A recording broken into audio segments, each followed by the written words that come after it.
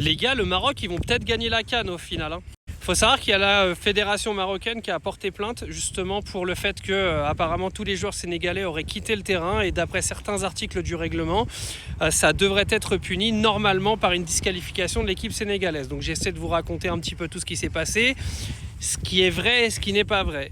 Alors déjà, il y a cet article 82, qui est un article qui est extrêmement important. Donc si pour n'importe quelle raison, une équipe se retire de la compétition, ou ne se présente pas à un match, ou refuse de jouer, ou quitte le terrain avant la fin réglementaire du match sans l'autorisation de l'arbitre, elle sera considérée perdante et sera définitivement éliminée de la compétition en cours. Il en est de même pour les équipes préalablement disqualifiées par décision de la CAF. Alors avant d'apporter quelques nuances à ça, on va lire la suite.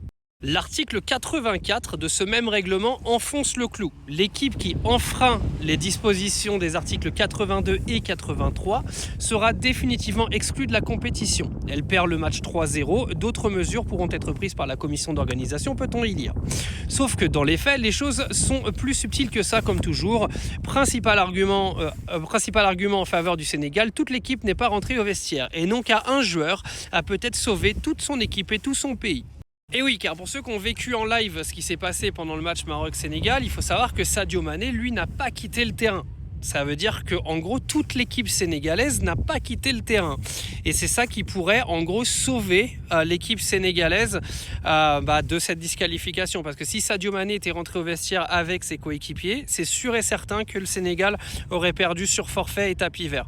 Et je pense que Sadio Mané était au courant et justement est resté sur le terrain. Alors maintenant, est-ce que c'est un argument suffisant pour permettre au Sénégal de conserver son titre ? Ça, c'est pas moi qui vais en juger, les gars. C'est ni vous. C'est en gros des fédérations qui sont là pour ça. Il y a également des comités qui sont là pour juger en fait des articles et de leur interprétation, parce que c'est un petit peu comme en justice. Il y a des articles qui sortent de bouquins et derrière, il y a l'interprétation qu'on en fait.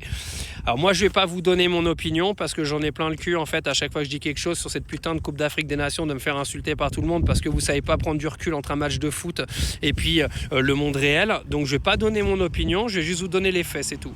Les faits, c'est qu'à la 91e minute, il y a un pénalty qui a été sifflé, 93e même je crois, qui a été sifflé pour le Maroc. L'intégralité, sauf un joueur de l'équipe sénégalaise, a quitté le terrain pour entrer au vestiaire.